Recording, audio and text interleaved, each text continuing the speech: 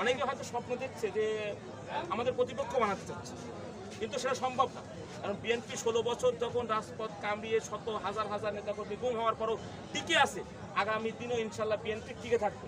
কারণ আমাদের নেত্রী, আপসীর নেত্রী, তিনি এত হামলা মামলার পরও, এত সুযোগ থাকার পরও দেশ ছেড়ে পালার নাই। কিন্তু শেখ হাসিনা কোনো হামলা মামলা ছাড়াই কিন্তু পালিয়েছে। তাহলে আমরা সেই নেত্রীর পিছনে দল।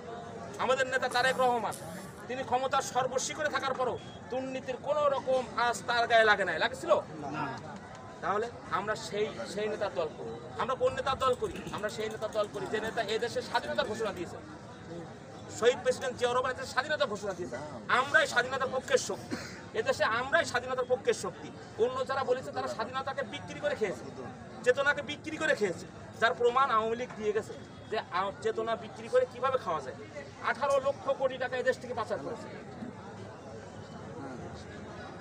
18 লক্ষ কোটি টাকা পাচার করেছে। এগুলো আপনাদের জানতে হবে। এগুলো বলে গ্রামের মানুষকে বলতে হবে যে এই সরকার 18 লক্ষ কোটি টাকা চুরি করেছে। এখন যেগুলো হচ্ছে এগুলো কোনো বিষয়।